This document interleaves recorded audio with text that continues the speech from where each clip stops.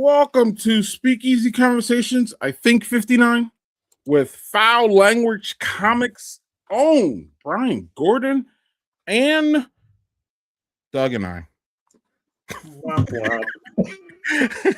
Hey, at least y'all got Brian Gordon, right? I mean, yeah, for sure. Right. And y'all get us. But so before we get into it, Doug, I am happy to have a beer with my motherfucking name on it. It's called Greg. And it's also from one of my favorite breweries up in this Wisconsin bitch. Venture with two N's. It is an oatmeal stout. So it's a black beer for a black guy. Hell, it's darker than this black guy is. Little colorism for y'all to start off our show, right, Doug? Yeah, about that. Awesome. Yeah, light skin, black nicka. I said it with the K's, y'all. With a dark skin oatmeal stout. And I've never had Greg before. You ever have a Greg before, Doug? No, but a couple of weeks ago, I did have a Doug beer that Daniel Fisher sent me from Threes. I did too. Yeah. And naturally, this Greg beer is better than a Doug beer. Just saying. As it should be. Okay. This is a smooth, milky, wonderful oatmeal stout, y'all. It looks the part. Look at that head on it. You know, because Greg's that's the style. Well, that and Greg's have great head, right? Talking about this, Doug. Stay there. Don't get all weird. But we're gonna get weird because we got Brian's not weird, but I think some people might say he is. Yeah, he's funny and as shit. So that'll be. He's agreeing, so he's embracing this. All right, Doug. Do you have a beer that's named after you? And I do not have one that's named after me, but I picked this up specifically with a few people in mind. I had texted Daniel Fisher before to make sure he'd be on so he could see this. Look at that. It is a Daredevil beer. Oh, shit. From KCBC. Okay. I hear that series is fire. I bet you Daniel. I think I watched the first two episodes of it like way back and then just never got into it. I hear the season 2 is just on fire. I see it all over the place. People are screaming and hollering about it. So hopefully the beer lives up. Well, it's an American IPA. So let's see, what was the ABV on it? I didn't see what the ABV was on it. Right, 7. Right. So 7%. Oh. That's pretty big for that style of beer. Well, and you're starting off big. I don't know what the after show is going to be like. When Doug starts big, the after show is colorful. Yes. So there we go with the nice glass. Looks a nice color though, right? Sexy glass. Looks ooh la la. Look at my glass. Oh. And we're not going to we won't ask our guest what he thinks about your IPA, or maybe we will, because actually, I'm pretty sure we still have his quote. One of my favorite quotes ever on the show. In 7 years, that's one of my all-time favorite ones. That literally one of the worst takes ever. Hey, I can agree with him on a lot of them. That's the thing. No. Of course. I kid. I kidded him then, and we kid now. It's all good. Yeah, this is pretty hoppy. This would be definitely up your alley, Greg, just for the record. It's a little too hoppy for my taste. I'll Mm, drink it, of course, but mm. it's very, very hoppy style. So, So it's a yeah, hopped out American IPA. I mean, yeah. Let me see what they a got lot for of them the. are, right? All right, so they got But Centennial, Nelson, yeah. Nelson Sauvon, Chinook, Mm, and malted barley in it as well. So, mm, but okay. it's pretty hoppy. So, Too hobby for Doug. yes, but I wanted to get it because I hadn't seen it. I thought that's pretty cool, and I figured Mhm, folks like Victor and Daniel and JHG would really mhm, appreciate it. mhm. Oh, and for the guests, just so you know, we just left this here because it's a take that we've shown it a couple times too since he Yeah, hasn't been here. Right. So it's the lore that we keep Brian around. So it's great. It's great. yeah. Um, That and the Jackie Summers, that toddler has no friends, is are two of the best quotes we've ever had. and we left that. Oh, well, okay. So I chastised our guests and didn't give him a chance. We'll give him a chance to respond, but also make him feel warm, Doug. We will show this one. Oh, IPA tastes like dirt with flowers in it, and he's like, he's applauding. oh, Bravo. right. So we get them all here. We get them all here. I don't know how sober Sean was at that point, but we'll just leave that. Probably not very, but that's okay. Yeah, we will. Because if y'all remember when the end of that show was wild and Doug enabled that bullshit, but Good like that. you literally enabled all that. But anyway, we and I was trying to shut it off. So there you go, y'all. So look at me being what is it? The bad this what is it? What is it? The smother of joy. And Doug was the enabler of joy. So there you go. But Doug, I have no way to segue to this, so I'm going to just let you go, buddy. Yep. So I'm going to talk a bit about something that was it's a little difficult to talk about because it's my guy. This is my dog Simon. This week we had to help him pass along. I hate the term put down because that sounds like you're just trying to like you're slaughtering cattle or something. I don't know what that bothers me. But that was my buddy. He was this is the cutest Boston Terrier. Just he would smile with these like stupid chiclet teeth when he saw people. He just loved everybody and loved like any dogs he could meet, any cats. He was just super happy to see everybody. We had him for 9 years. He was 16 years old. We adopted him when he was 7. And 9 years of just awesomeness. He had been declining for quite some time.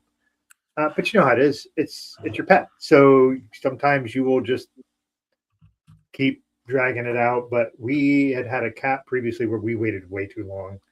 And I didn't want that for him. He, at the past year, had really just gone pretty far downhill as far as like cognition. Like he wouldn't recognize us sometimes. He'd get lost in the house.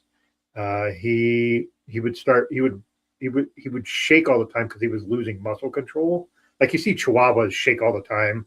That's not him. He didn't start doing that until the past couple of years. And yeah, thank you. I appreciate that, money. So there is never enough time. But I would take him outside and he would start walking and he would just wipe out because his muscle control was so bad on his front legs. And it was just tough. That was my buddy. Like we had a dog before that dog, she was a gray pitty, and that dog was attached to Jill at the freaking hip. And Simon was much more my dog. And that was really tough to have to make that call. I don't know how anybody else does. I was talking to Brian beforehand, and what we do is when we have pets pass, we are fortunate enough that we have about a half-acre of land, and what we do is we bury them underneath a tree, a new tree or bush that we buy, and that way that's like a memorial to them. And also, as they kind of go into the soil, their nutrients from them go into the tree or bush, kind of circle of life kind of thing. We think also it gives us a spot to go, and like this morning, we have a problem with deer eating every fucking thing in our yard, and they ate our hedgerow. Greg, you remember our hedgerow? Remember the giant hedgerow we have on the side? And they ate 6 feet off of that, so you could see right through the hedgerow all over this year. So I went out this morning because I wanted to make sure that I got it specifically a Norway spruce are supposed to be deer resistant. I just wanted to make sure they were okay. When I was out there, And I went and I said, "Hey Simon, hope wherever you are, you're doing well." Like it's a way for me to touch base with them. And I cried a lot yesterday. I cried more today. I'll probably cry more as it goes. But what a gift that guy gave me. I love him to death. Bad choice of words there, but you know what I mean. I just love him endlessly. So, R.I.P. Simon. Thanks for 9 fucking incredible years. Oh, and thanks for a good weekend for me. He was fun as hell. Woke me up all early. That cute little face on the bed. Like he just walked in like he owned the house. Like the door wasn't shut and he would just come in and he was just like, "Yo, what's up, boy? How you doing?" Like so he was great. Yeah. So good times, Doug. Or not good times, sorry. He was good times though. And Yeah, he was. really, my way of avoiding this part of owning a pet, respectfully, is not owning a pet. My kids lost a hamster, and I was the biggest stupid mess over that. And I was just like, I just can't do it. Like it was literally I always kind of knew, Doug, that it was always tough for me to lose a pet.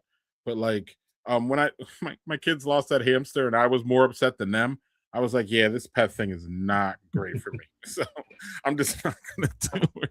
And they were just like, okay, it's cool. And I was like, ugh. And it was just, I mean, I don't want to say just a hamster, if that makes sense.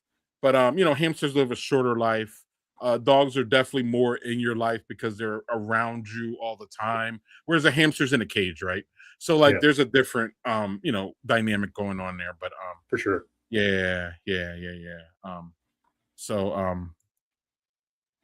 So yeah, Doug. I appreciate all of it, everybody. I really do. And Daniel, I'm glad you got to meet him. Greg, I'm glad you got to meet him. He was just the best little guy. So absolutely. Thanks for letting me kind of memorialize him a little bit there because letting you was kind of wild, but that's a different, we'll just leave that out there. Especially on your platform, letting you. So I do want to shout out Dead Bird Brewing, which is a hat that I have on. Nice. Hopefully I will have more information about Dead Bird Brewing and me soon. Waiting on some things, but we'll talk about that. Got a lot of things going on, Doug, and I'm I can't say some of them.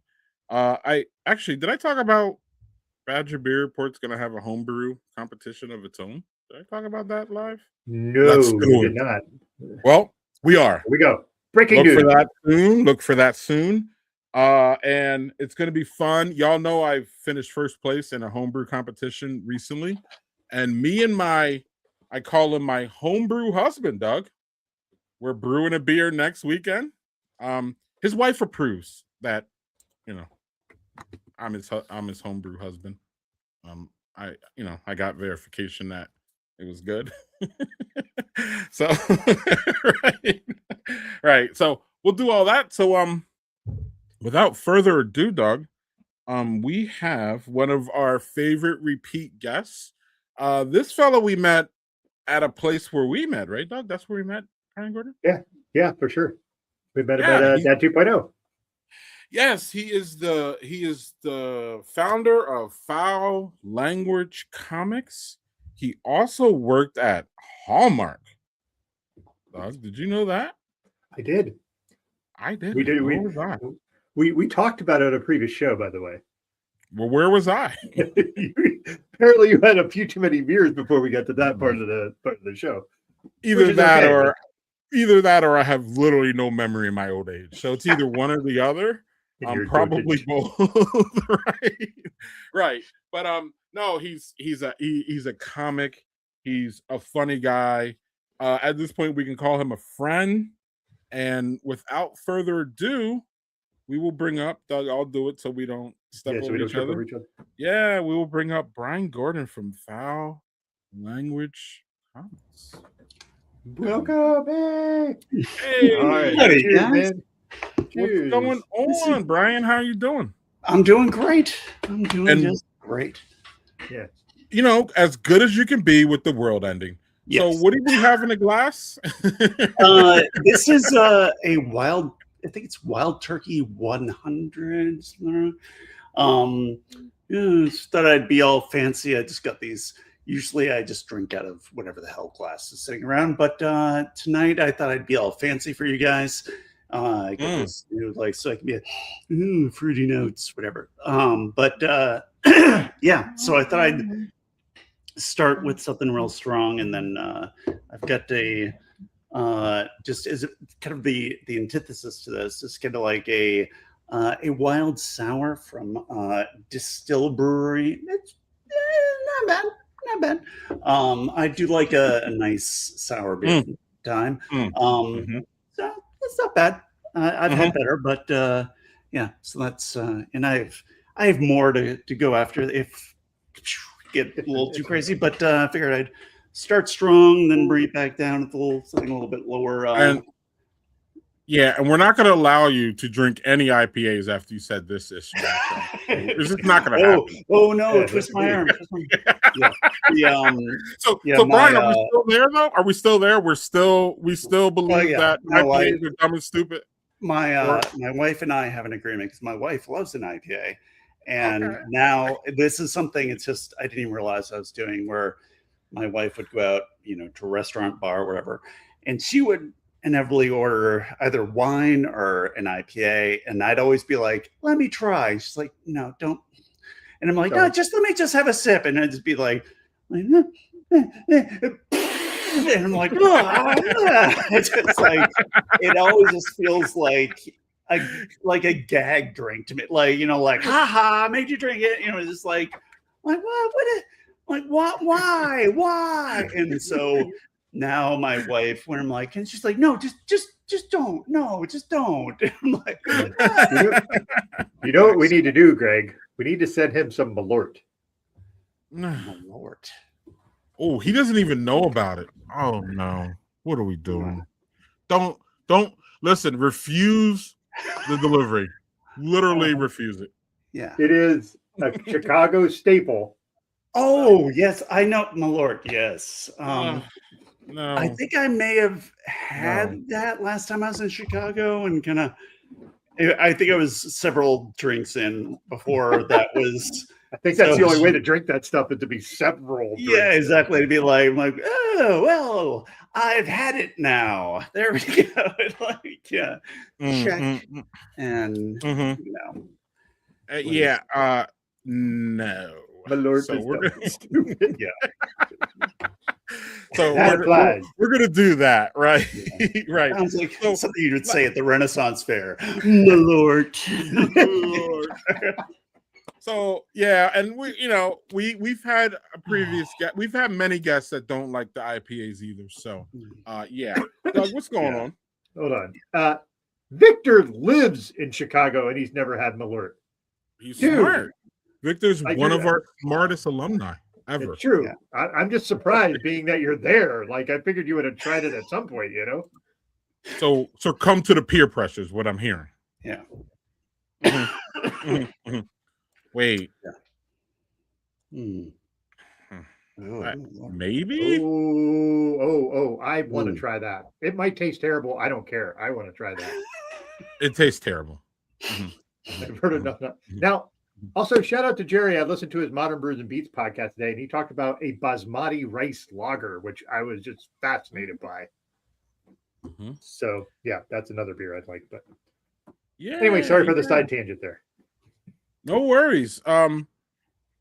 So a fact that I guess I knew, but I didn't know today, doing research on you, Brian, is that you spent 18 years at Hallmark. Is that true? 18 years, yes. And foul language, kind of like, to me, 18 years at Hallmark, where it's so disparate. It feels constraining and it feels constraining, and it fees like one lane. You pop out with foul language because foul language is just so out there generally, and wild, and just a complete different vibe than Hallmark could ever be.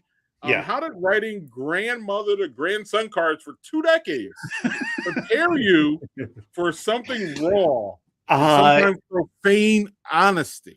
Yeah, it was kind of a a reaction to that in a way. Like if when you have to work within those constraints, or I think I started like a few years before I got the boot from Hallmark, and yeah, I was just like I had my first son, and I was freaking out about the whole thing. And so I was like, well, I can put this in my journal or I can share this with the world. So I just started sharing it with the world. And at the time, there were Hallmark makes you sign these super onerous, over the top contracts when you get hired, that anything and everything you think of or do or whatever is theirs. So they want to, they don't want to be able to have anybody sue them like, no, I came up with that bunny or whatever. So there's like anything you do. So people would always talk about murmurs of like, oh, wait, even if you do something on the side, and Hallmark will come and grab it, whatever. And so I'm like, okay, well, I don't want them to somehow take ownership of this and some sort of whatever. So my very first comic I did, I'm like, okay, I'm going to make this so they can't touch it. So I just, so I put in like, well, I think there's like maybe 8 fucks in the first one. I was just like, where it's a guy trying to clear a toilet. And he's like, fuck. And I'm like, come and get it, Hallmark. I'm like, good luck. I'm like, it's all yours if you want. I'm like, I don't think they're, so I just wanted to make it so they can't, that they would be like, no, so I'm like, okay, I just kind of marked it, made it my own, and like, okay, can't go anywhere near it. And it's funny when I look back now where I think, again, coming from Hallmark, it was kind of like an overreaction where in the same way, like when my kids like could start swearing or would start, wasn't like, we're like, and now you can swear. And it was just, like every like tween, whatever, is just like, just over the top, just trying to be as profane as they can. And that was kind of me when I started foul language, where I'm like, just write a cartoon. I'm like, this could use some more profanity, maybe. And so, and then after a while, I kind of pulled back a little bit and like, okay, not every fucking punchline has to be, like whatever. I'm like, okay. So I cleaned it up over time, but yeah, that was essentially where that came from. So, and now I've gone back the other way, where I'm now getting back into writing books for kids, where I'm just like, like, ooh, I don't want to say, something sucks, because that seems a little too harsh, whatever. So it's weird. So yeah, look at you do the pendulum swing. Yeah, and then fast forward another 10 years, and I'll just be like, I'll have lost I'll just, be one of those old people that are just like, fuck, just sitting around. I remember when we had the conversation before, and you were talking about when you were just starting Dante Inferno. Mm-hmm. You were like, part of the problem is like, you've been doing foul language and had a pretty good success. Like, it was a pretty big success, right? And then you're like, so it's kind of like, I want to do other stuff, but it's almost like saying, I really like Thai food. And now they tell you, you can only eat Thai food. I don't want you to. Yeah. You don't remember that conversation at all, Craig? Yeah. I barely remember yesterday's conversation. So, I was talking to Greg since he couldn't remember, but I just remember you being, and I understand that. It's almost like you hear people who like the quote one-hit wonder bands, and they're like, I fucking hate playing. Like that song made you famous, even if it was for a short time. Like, that's a gratefulness, but at the same time, I get it. Like, if I had to, let's say I wrote something and it did super well, and everybody only wants me to talk about that, and I'd be like, I have 8,000 other things I can talk about, but you only want, and I have to continuously talk about that one thing. I can see how that would be like a little bit maddening. Yeah. So it's a sort of thing that it's fun to do something that's just a whole different, like, writing books, and it's kind of like a wimpy kid style book, so which is just very, very different for me, like creatively, versus just because because when they came to me, and I'm sorry if I'm repeating a previous anecdote or something, but they were like, oh, do you have any book ideas? So I lied and said, like, oh, sure, I have lots of book ideas, and so I went and drank my weight in coffee and came back. I'm like, here's some book ideas. And they're like, okay. And they picked one, and I'm like, okay, write that book. And I was like, oh no. And I'm like, I'm like, oh shit. Yeah, the way I equate it to is like the cliche of the actor who goes on the audition and they're like, oh, you can ride horses, right? I'm like, oh, I'm quite the equestrian. And then, I'm like, like I've seen a horse, and so it's, when they're like, oh, now write the book. And I'm like, okay. So I was like, how to write a book. So there was a big learning curve, but thank God the editors were like, oh no, you need to spell and use punctuation and all sorts. I'm like, oh, sorry. So, but yeah, now I'm currently working on my third, and I just got word today that the first one is selling well. So hopefully there'll be more books after that. So that's my whole career is just kind of like, ooh, I'll do that. So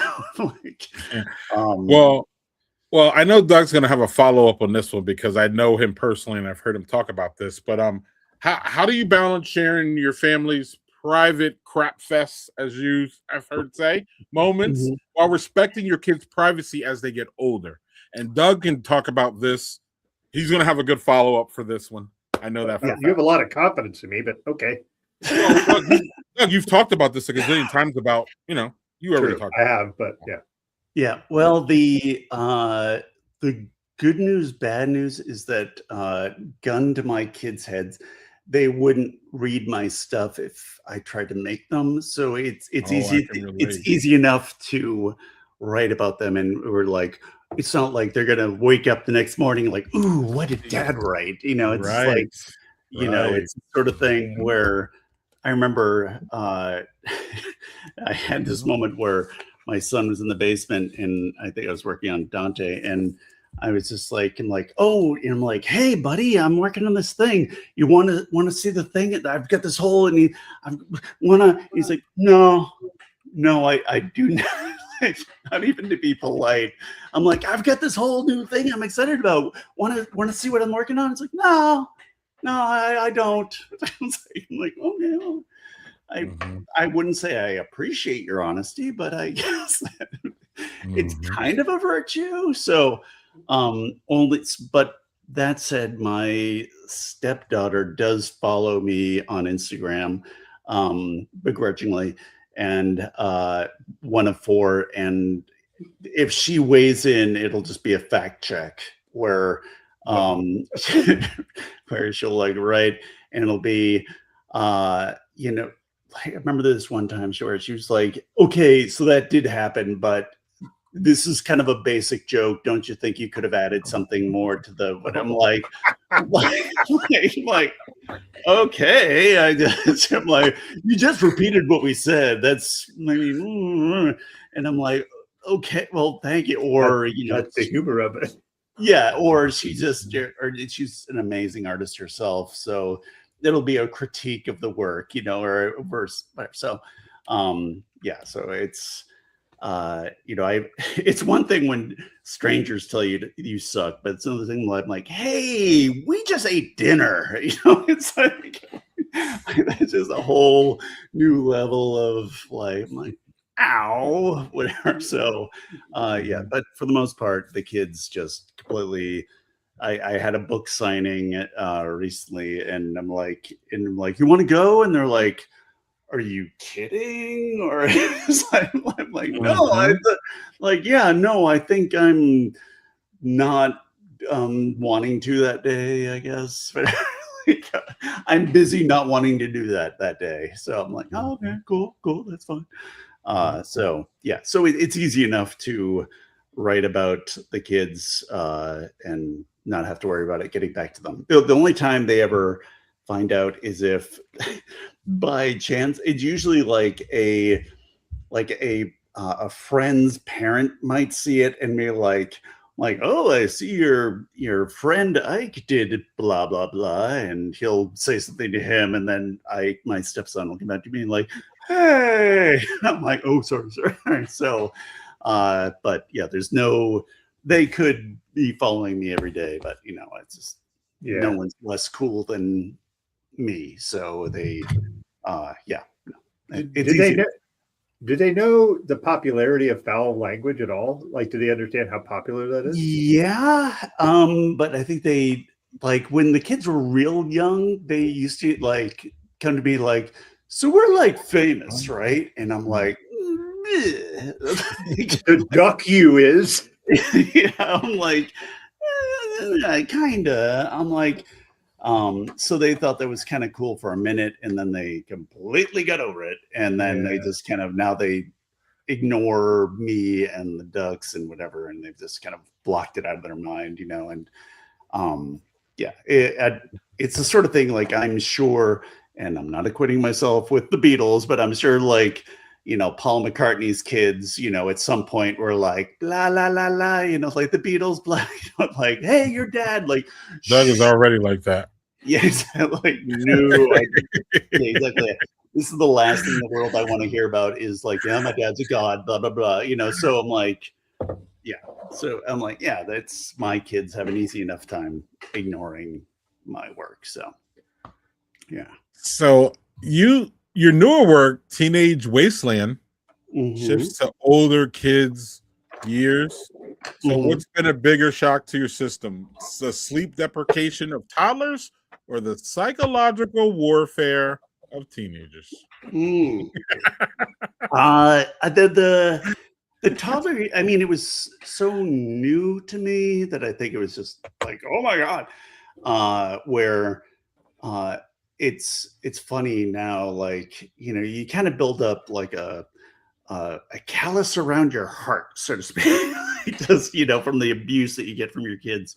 But it's funny, like I used to be so terrified of like like, oh, when before I had kids, like the idea of being around teenagers, like, oh, they're scary, whatever.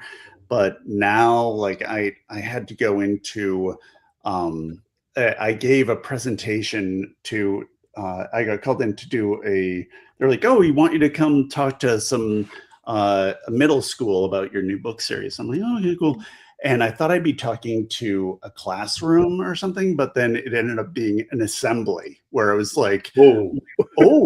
So I'm like on a stage talking to like 300, like kids. I'm like, no. Wow. I'm like, this is I did not know I was giving like this grand talk, but the thing that helps, where I've become fearless in a way, I'm like, oh, you don't know how hardened I've become to like my teens hurt me every day, and I'm like, and I love them.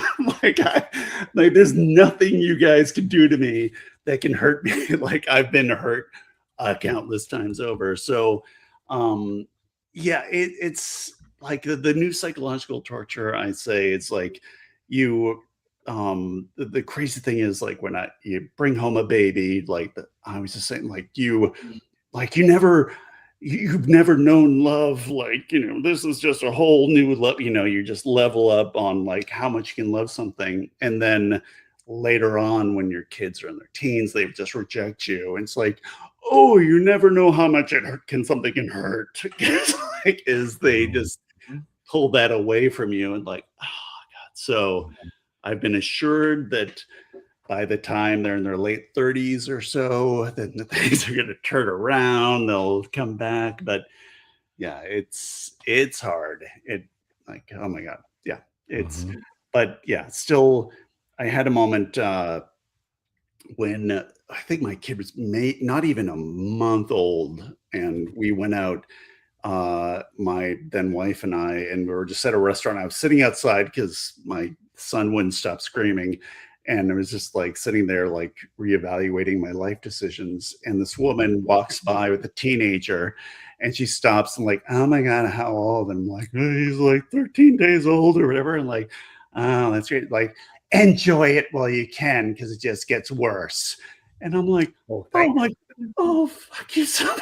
It's like, it's kind of like if somebody got to a car accident and somebody's like, are you okay? Well, enjoy this moment because rehab is going to be horrible. Ha ha. It's like, what the, like, what is that? That's your pep talk, is like, enjoy the misery you're in now. So, and I would love to find her just to throttle her, like whatever, 18 years later. But yeah, it's the sort of thing like, it's still, at least my kids now let me sleep. So there's not that sleep deprivation thing. I get that going for me.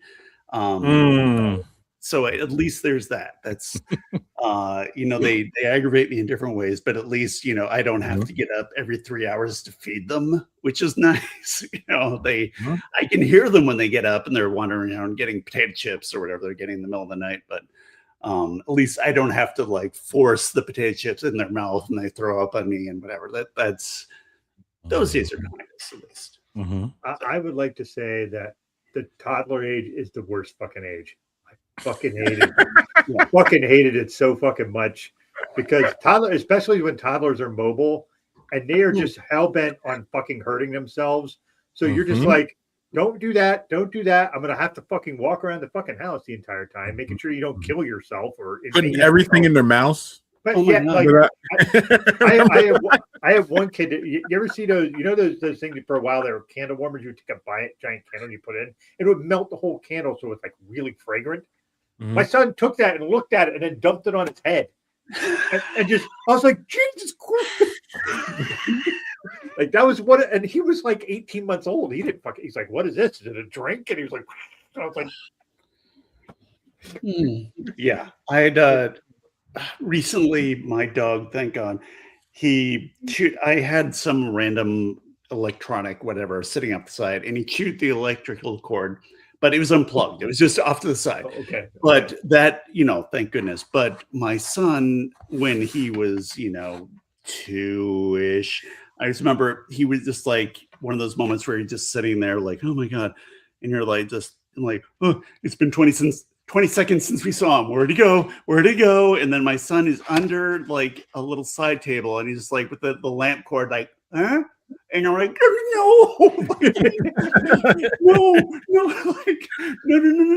We don't shoot. I'm like, you're using your 4 teeth to try and work through this like a lamp cord. And I'm like, oh my God. I'm like, yeah.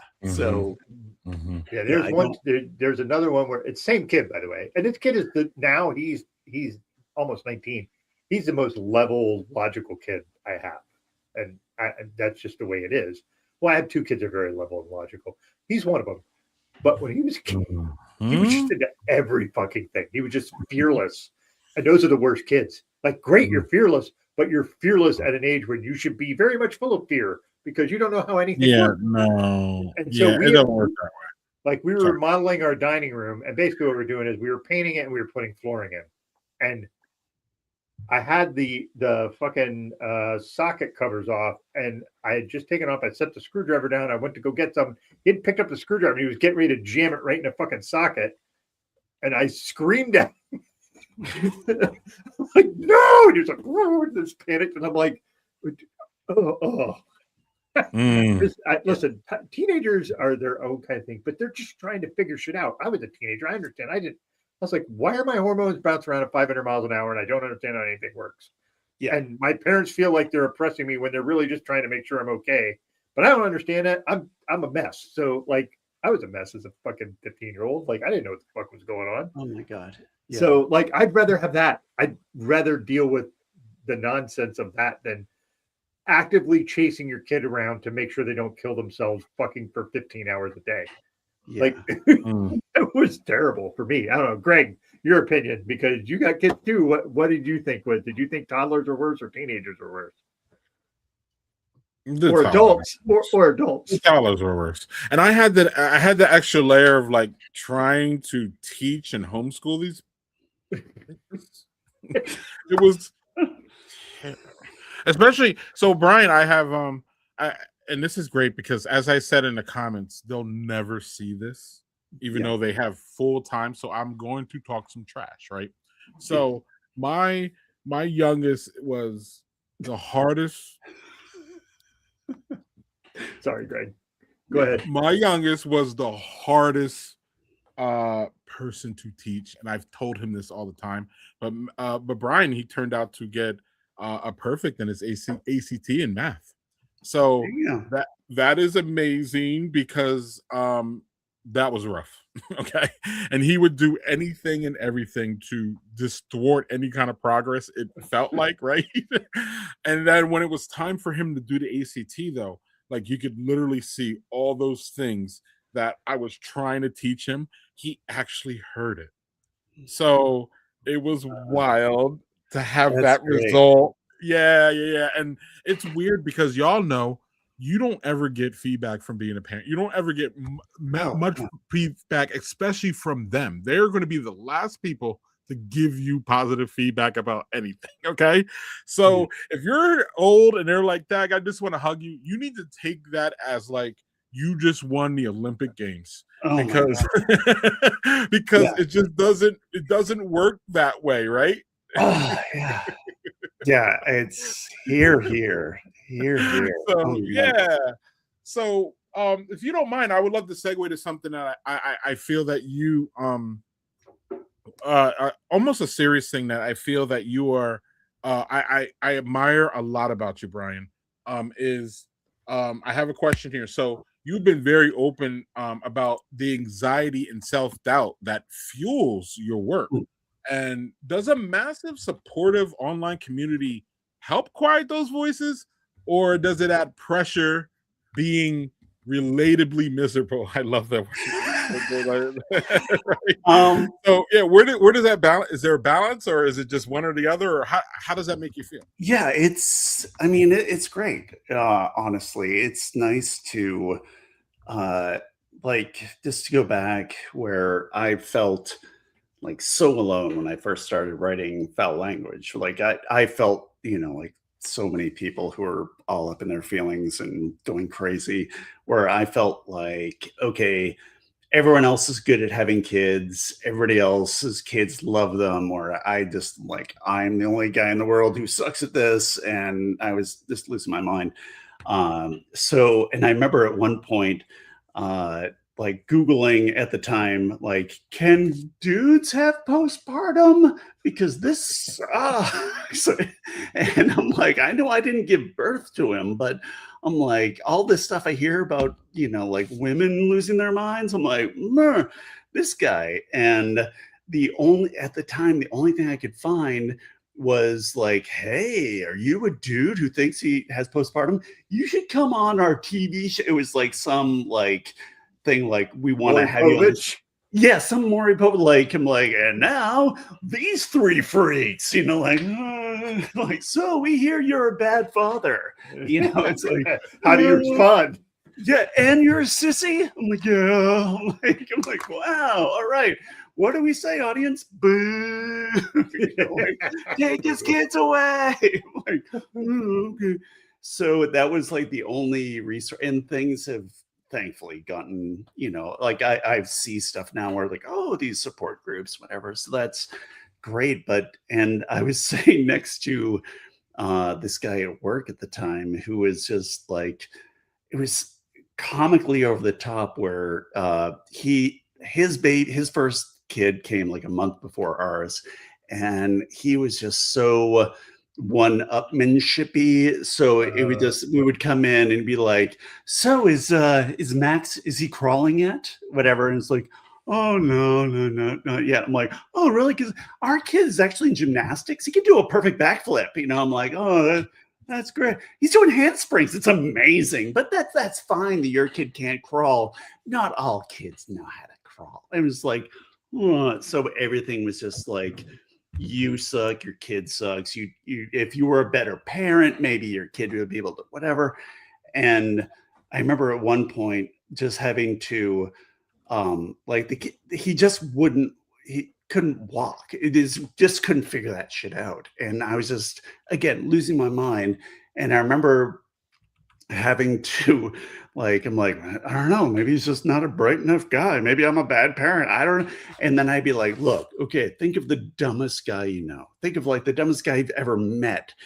He knows how to walk, right? Like he probably has figured out how to walk. I'm like, so your kid will learn how to walk at some point. I mean, even if he, never gets a scholarship or a job, he's gonna learn how to walk. I'm like, okay, he's gonna learn how to walk, whatever. And so just when I got around to doing the comic, like just seeing all these people like, oh, my kid doesn't know how to walk either. And oh my God, it was like, yeah, I'm like, right. So it's just nice to like discover this community of people who are just insecure or self-loathing or just, felt like everybody else is doing this better than them. It was just like creating your own little community of people, like, and I just remember like writing some cartoons where I was just like, I'm like, this seems kind of mean, but I feel this in my heart. I'm like, but people know it's a joke, and like, people are gonna hate me, and I just put it out, and it just like one of the cartoons, like, oh, everybody loves this one. I'm like, oh, okay, oh yes, so everybody realizes it's a joke and be like, yeah, okay, it's a dark joke, but we all feel this. Yeah, kids do fucking suck, when you're just trying to run an errand or pick up some milk or get through a Target run for whatever without, just losing your mind. And so, yeah, so that it was great to find the community. So yeah, it's been wonderful.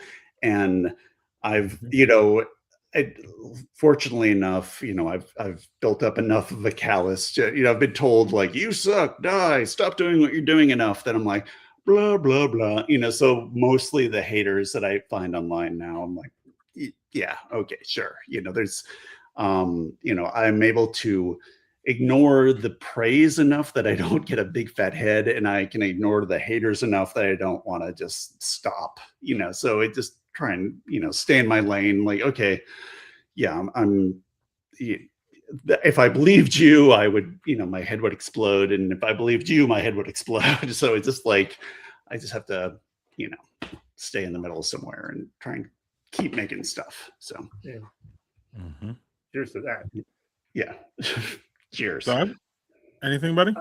I totally get the thing is like, when you are in the trenches of it when you're little, I get it. Like women feel this too. They feel like they're kind of on an island. Like I'm doing this all, like nobody feels like this, right? I feel like I'm fucking everything up, and like like the people that think they're doing great at parenting when you have really super little kids are not doing much parenting. To be very clear, they're not doing shit. They're having their partner do all the work, and they're just like, this is great. If you're not in the trenches, if you're not doing the work, and your thoughts of being like, am I a bad dad? You know what? That's born of empathy. You understand, like, you are trying to do the right thing, and it's not going quite as you expected. You're helping your partner because your partner's having a hard time too. And if you have the right partner, which you and I are both divorced, so first round wasn't really the right partner for that, but. Like you're in the you're trying to be empathetic and trying to do the right thing. Like I said, if somebody, when your kid is like 6 months old, like everything's fucking great, then you are not doing shit. Like I really feel like that guy being like, oh, my kid's doing gymnastics. That guy is a fucking douchebag at home. I fucking guarantee that 100%, because he's probably making his wife get up all the time. He's probably not changing diapers. Yeah. Like if you're in the middle of it, and you're doing what you should do, and you're sharing duties, you'd be like, I got tonight, you sleep. Like if you're sharing duties, everybody feels like shit, and you all feel like you're doing it wrong. Yeah. But if you feel like you're doing it well, you're fucking not doing anything. That's my thought. Yeah. And what I also found is that the same guy that was just like, oh, my kid is like how many words does your kid have? Because we're actually teaching our kid Mandarin now, like whatever, just like whatever, like so that those guys, like I went over their house, they just be like, this is ridiculous. So we would like, oh, you should come over. And I'm like, okay. I'm like, I want to witness myself. And I just went over, the kid like, their kid sucks. You know, I just watch this just run around and like, you know, like eating furniture and shit. I'm like that kid. I'm like, oh, okay, whatever. I'm like, this is bullshit. I'm like, okay, I'm like, and I'm like, okay, my kid's annoying, but it's not that annoying. You know? So it was like, you know, seeing it in person versus like hearing the shit people would say. It's like, okay, at least I'm honest about my kid. I'm like, you're just shoveling it. I'm like, this is, you know, that's yeah. I mean, I love my kids. I would die for my kids. But you know, I'll be the first one to be like, oh no, that's fucking bullshit. Like, you know, like you know, so anybody who's anybody who's, you know, and I will sing my kids' praises as, you know, like, and there's a lot to praise, but you know, there's a lot to complain about too. So if you're one of those people that's just, you know, that's only in it to try and like, you know, if you're you know, trying to treat your kids as like a keeping up with the Joneses kind of thing, and like, oh, like, what are you driving nowadays, Brian? Like, the fuck it, you know, like one of those people. Like no, it's like, yeah, you love your kids, I love my kids, but like, don't try to, you know. And now we're getting into I have two 18-year-olds now who are both seniors, and so now the thing I'm seeing is, you know, like, if we go out, people are like, so what schools have your kids gotten into? And it's like, I'm like, what? Shut up. Like, just, you know, and just this sort of like, you know, and my kids are still trying to figure it out. And, you know, I have one kid who's gonna be in EMS. He's taking like a summer class, you know, and like, and the other kid is, you know, crushed his ACTs, and yet, you know, he's had ADHD and I don't know, might be a little spectrumy, I don't know, but he's just struggled with regular school, so his grades suck. He's brilliant, but his grades suck, so he's trying to figure out his thing, and he's a great kid and he'll figure it out. But you know, it's like, so when the people are like, so what sort of scholarships are you dealing with? I'm like, stop that. Just stop. You know, this one-upmanshipy bullshit. You know, it's like, you're not your kid. Okay. So don't stop, you know, like trying to pull that. Don't be started. All right, old man yells at cloud. Here we go. Yeah, exactly. That's sort of, well, old man might yell at what I have here, which is a cold IPA from Youngblood. Youngblood's one of your guys. Yeah, Youngblood. Shout out to Chelsea for giving me this. This is called No One Is Taking Me Seriously in This Bucket Hat. So, what a name. Youngblood has literally the best names ever. This is a cold IPA with a bunch of hops that Brian probably hates, but it's all good because it's fresh, it's clean, and it's crisp. Doug, what do you got? All right, I have been saving this, and the fact that Brian's here, and I feel like that's a celebratory thing, but I'm also sad because of my dog. So I have been saving this from a Belgian brewery in upstate New York that I think is fabulous. It's oh my God. It's Brewery Ardennes. Oh, Ardennes. Okay. So this is a Scotch ale. It looks like it's a big bottle there. It is. That's why this will be my last beer of the evening.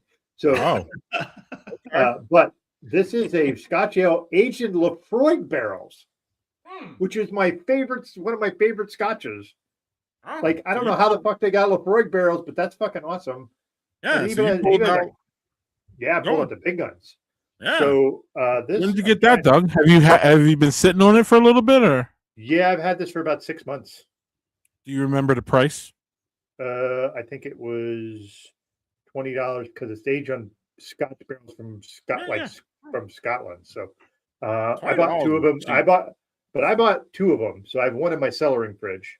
This was just in my regular fridge. So I'm trying to look and see if they have like an ABV on this thing. Doug, was it stored up or on the side? It's all stored up anymore. You can stop asking that question because I stopped doing that 5 years ago. I'm never gonna stop. So this somehow is only 6.5%. Which I figured being aged in a Scotch barrel. Yeah. Usually I would have thought that'd be like, it's 17%, whatever. Right. Ooh, maybe look at the smoke coming off. Okay. right, man. Oh, that sounds lovely. So we are going to put this in a giant barrel and flow glass. It wasn't $2. What are you talking about? Jesus Christ. How much for an order of ribs? Sorry. $2. What? How many? One rib. How I many? want one rib. Just give me one rib. I sure am hungry. How many? Look how dark that is, though. That's a nice aggressive pour.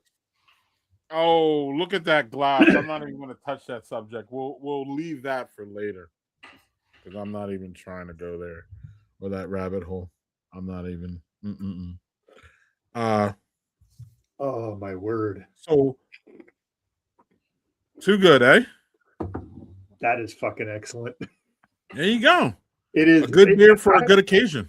And being 6.5, I am totally shocked that that's what that is. But like, it's like a lightly smoked Scotch ale. Like, Greg, that, yeah, I mean, if you like a Scotch ale, I love Scotch ales. Oh yeah, It's like a the lightly lightly smoked one is even better. Yeah. So cheers. What is your, Brian? Have you had any smoked beers? I don't know that I have. We gotta get you. We gotta get. Maybe we should send him some, Doug. I think we should send him some beers. Yeah, we should. You know, Not IPAs, though. We're not sending him any IPA. Yeah, please. Yeah. Like, Or we're sending it for his wife. Maybe his wife will. yeah, I mean, I'm sure she would like. Right, he can always. Right. He can point them off. Yeah. Right. It's And funny.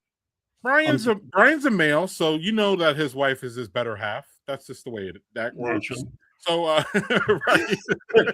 So we gotta treat her too, Doug. So we're gonna do something for you, Brian. We'll hook you up.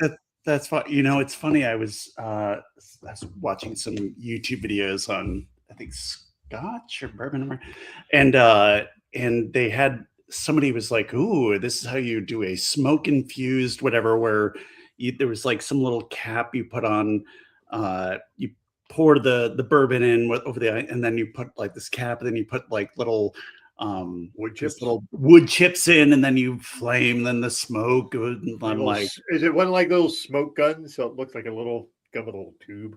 Yeah, it was. I'm like, ooh. I'm like, this seemed kind of gimmicky. I'm like, I don't know if that does anything, but I'm like, or if I have the palate to be like, la-di-da, whatever. But I don't know. It's the sort of thing that I would probably gladly do it if I was at like a fancy bar or something. Like, oh yes, no, please do the whole presentation, yada yada. But did you know my kid is speaking Mandarin now? Yeah, exactly. Versus like me and my wife watching Netflix, and she's like, "What do you want?" And I'm like, "Go in the other room and put the wood chips in." And then I'm like, "No, just grab me a beer out of the fridge, honey. That'd be great." Amen. Yeah. So I'm like, yeah, it's Question for you, Brian, down there. Yes. They reached out to me back in the day. You know, I just got like a random email asking if I would like to come out, and that was delightful. So yeah. Excellent. Okay. Yeah, it's funny. So many of my lucky breaks have been just people finding me, or me just blundering into things. I was talking to somebody just yesterday about this. Whenever I talk to like a baby cartoonist, writer, or whatever person who's trying to, and they're like, how do I do what you do? And I break it down to 3 factors, which is talent, tenacity, and luck. Without all 3 of those things, you're screwed. So, and just being lucky enough to stumble into the right breaks when I got them, whether it's somebody reaching out or opening up checking my spam folder and like, what the, and like, oh, actually that's a real thing. That's an offer for whatever. And so it was delightful to kind of get tied into the Dad 2.0 community and, meet a lot of these great people, etc. So that's been wonderful. So excellent. Well, we're going to segue to a little bit something different for Brian. And we'll do that right here, right now.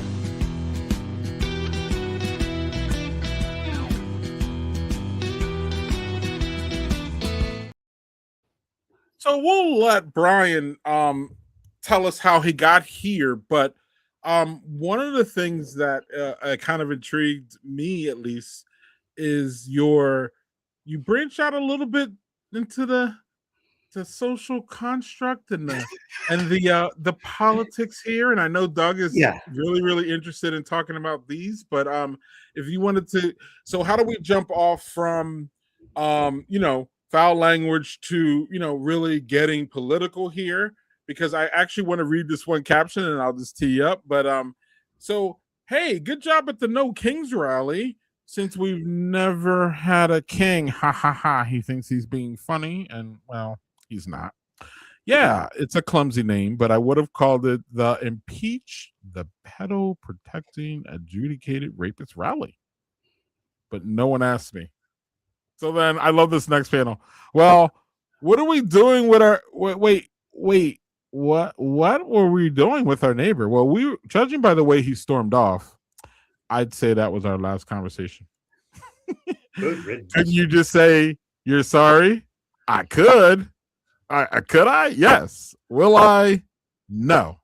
So before we get to the social commentary of this, is this you releasing some energy where we probably wouldn't be able to with the foul, because it's definitely not in the foul language, obviously, and it's certainly not Hallmark.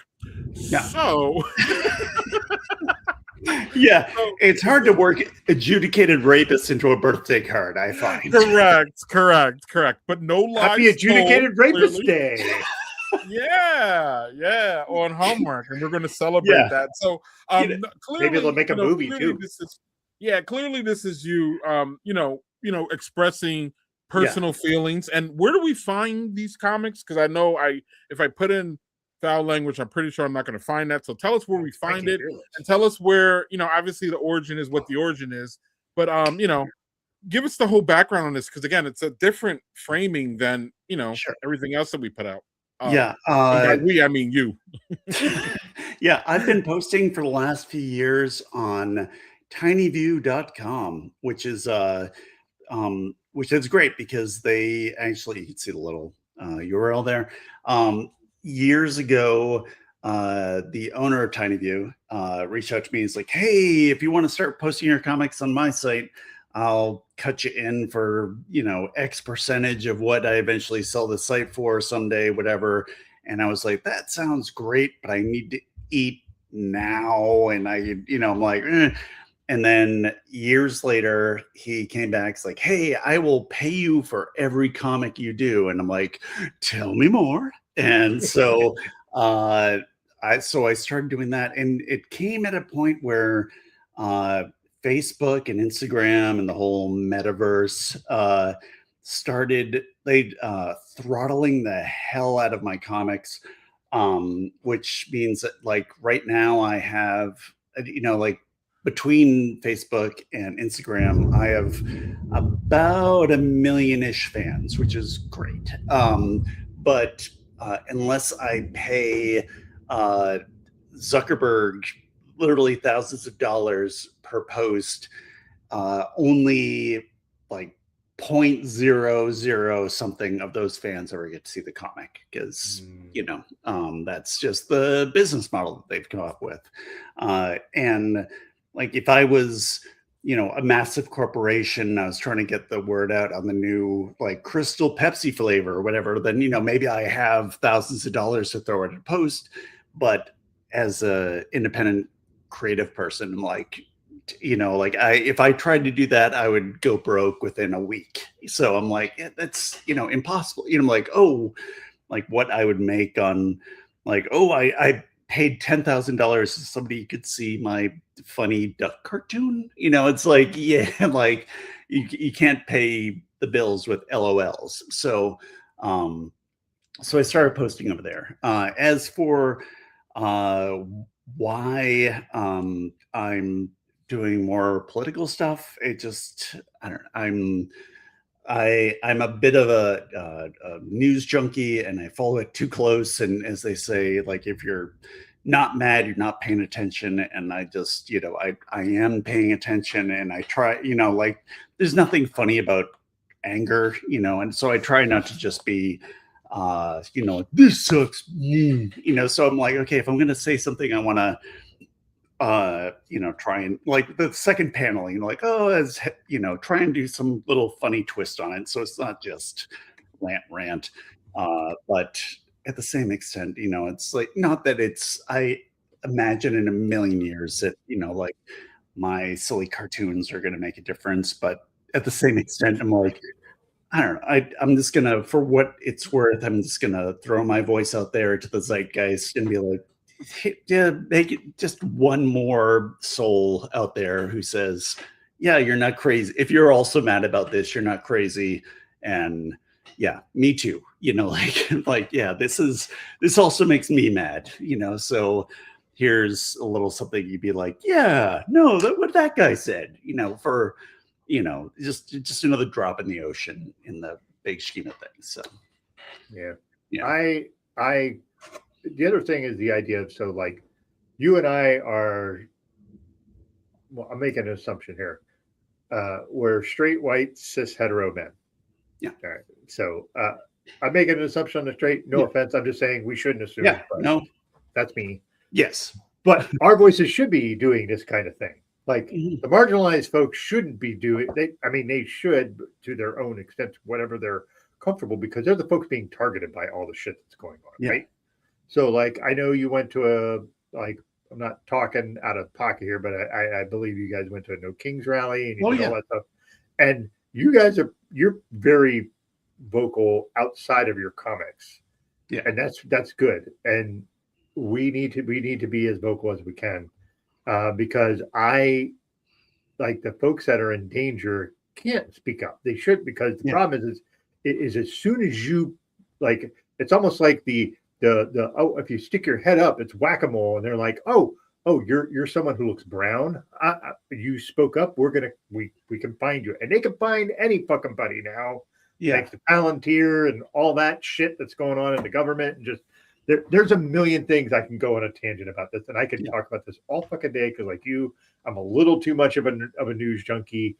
I feel like if you're not paying attention, then you're missing stuff, and we shouldn't miss stuff. We need to be witness to it. It's similar to the stuff that happens in, like, right now it's Iran, but before it's Palestine. Like, there are things you need to pay attention to because you need to bear witness to it, even if it's really uncomfortable for you. That is a point. You are uncomfortable because it's not happening to you. Those folks are experiencing that shit every day, all day. Yeah. And you should, if you can make your voice heard and you can enunciate it and let it be out. On the show, I've talked many times about just how fucked I think a lot of things are.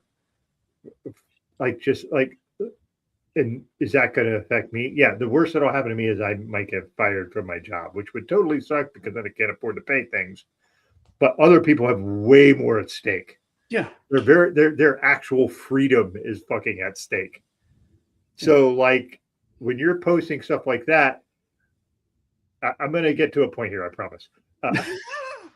When you're posting something like that is you're giving voice to stuff that needs to be given voice to. Yeah. So I'm going to ask you a question, and I'm going to frame it in how I'm looking at the thing that I look at with that I cannot forgive Trump voters for. And I'm saying Trump voters because Trump voters are responsible. They're the responsible motherfuckers.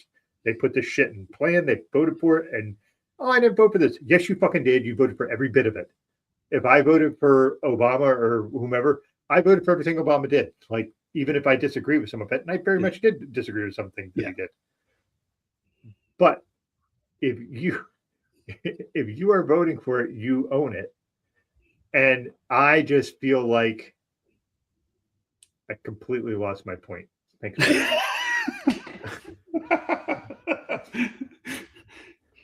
So all right, 70 million jackasses. But I just feel like if we're not making our voices heard on that, then what are we doing? No, what are we doing? Yeah, I have a friend here in my little tiny college town, and he's Mexican from, at least in ethnically, that's where his family's from. He was born in America, natural citizen. His kids are, 100% legal.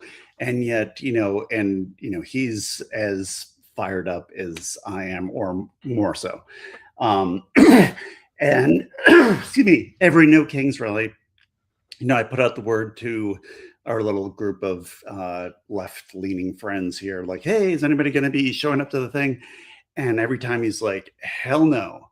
He's like, I don't feel safe. I don't want my kids getting picked up. I don't like. Totally understand that. Yeah, it's like, like, I'm afraid just, like my kid going to the gym or whatever, just like, who knows what's gonna happen, like, oh, hey, that kid looks a little too brown for this, like town.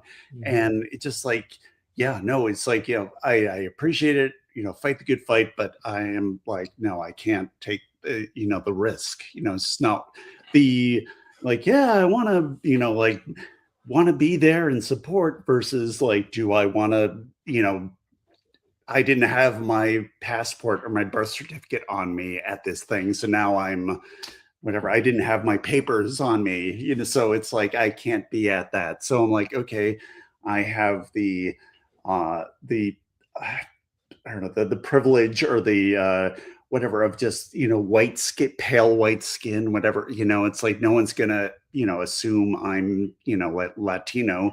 So, I'm not Black, I'm not Latino, whatever. Like, so I'm less likely statistically to be picked up by ICE agents, by whatever. So I'm like, yeah, I'm going to be out there, doing my tiny itsy bitsy microscopic, like whatever, if somebody else can't, so, I actually had an interesting conversation with a friend of mine who has a Black wife, and she is very, left-leaning. She's a academic, and yet she's, like within her like community of like, like Black friends, like academics, whatever. They're like, no, we, and it was really interesting to get her perspective from my friend, where it's like, yeah, no, we, Black voters have turned out every time.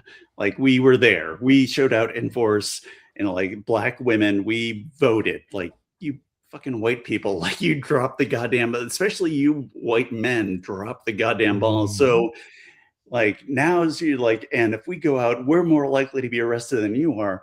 So like, yeah, we did our part. Now, if you want to go out and march, like that's on you guys, because we already, like, we did our part. Now, like, this is on you. And I'm like, fair, like so yeah, so I'm happy to go out and, wave my little clever, like poster board or whatever, knowing that, yeah, it's very unlikely that I'm going to get arrested versus like somebody of color. So, anyways.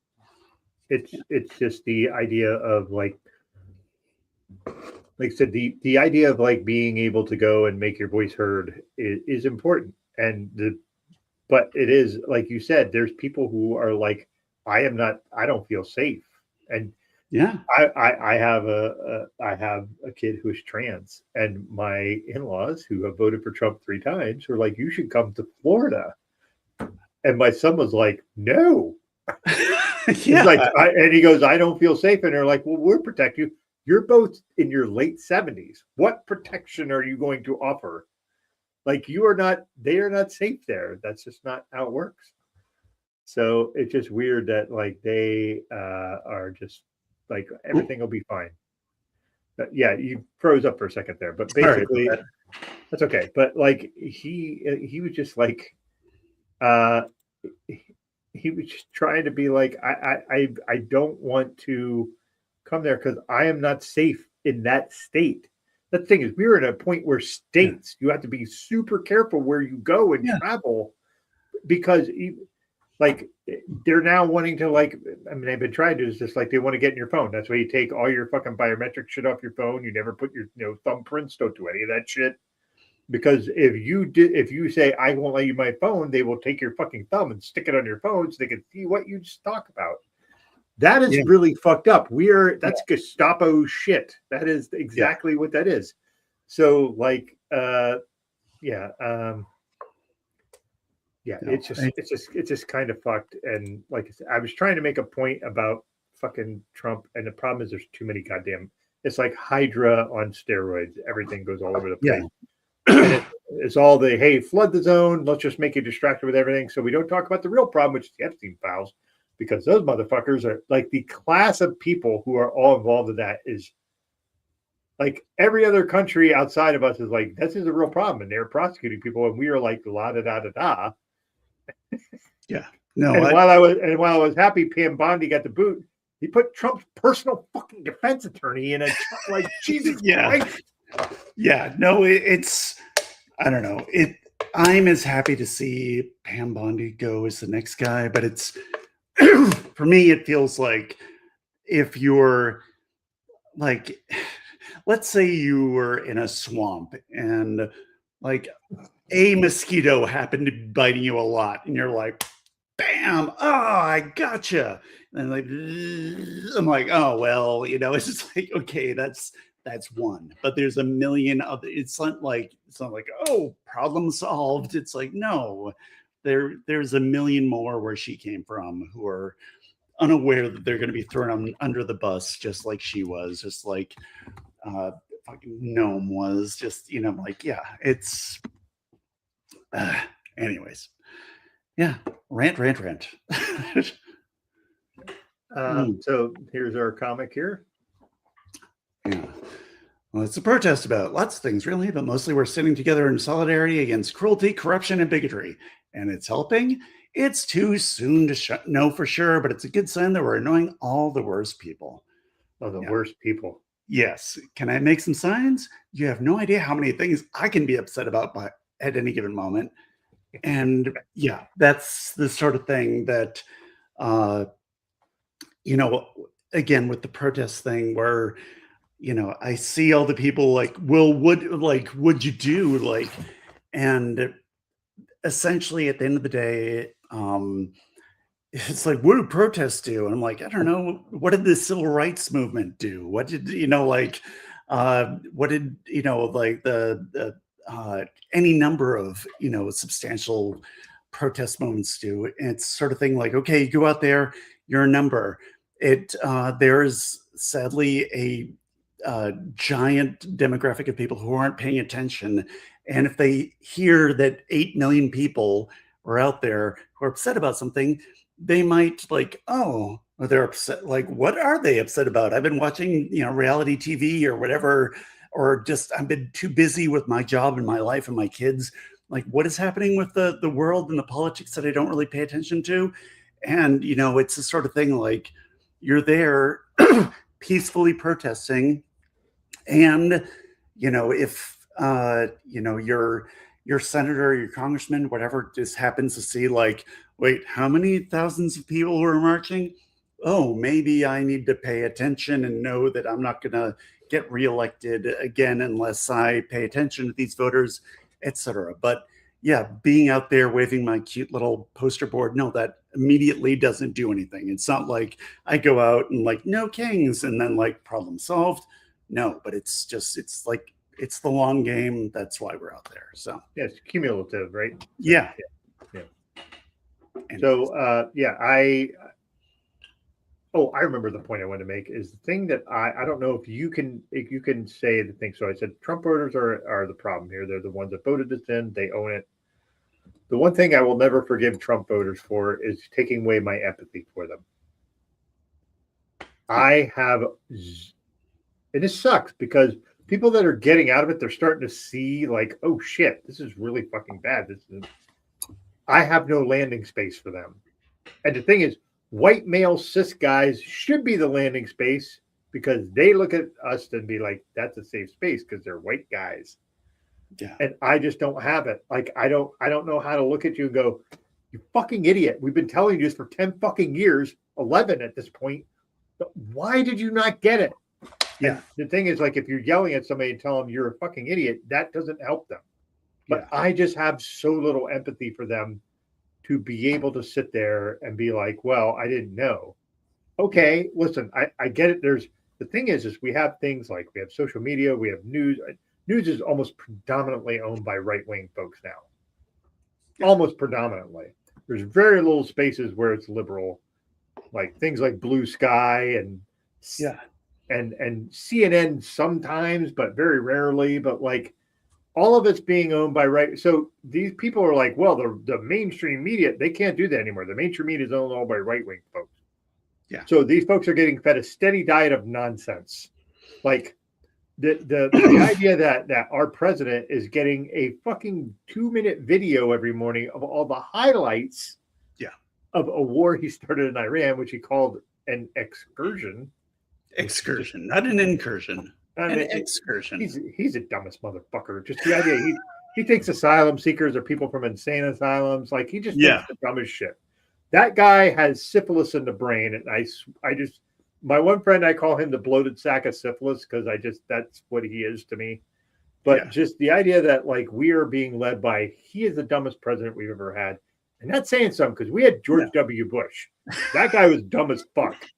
And he's dumber by an order of magnitude. And he puts the dumbest people in charge of things. Yeah. It's I was reading this article in the Atlantic just yesterday, and because my memory is for shit, I can't remember the specific term, but they were saying that basically there was some term that was coined apparently like 100 years ago that describes Trump to a T, and that it isn't, Trump isn't an autocracy, because an autocracy is closer to like Nazi Germany, and and this would be the pull quote: "Say what you will about Nazi Germany." Oh my God. If you're starting your quote with that, then I don't want to hear whatever else. I mean, he had some good. I mean, like the people say about Hitler. No. Have you read Mein Kampf? Yeah, you had some good points. Jesus. Yeah, no. The thing. Wait to the end of the sentence. Say what you will about the Nazis. They were organized. They had their, they had their ran on time. They had their org chart figured out. So they were like, okay, you're in charge of doing this shitty thing. You're in charge of doing this shitty thing. You're in charge of doing this shitty thing.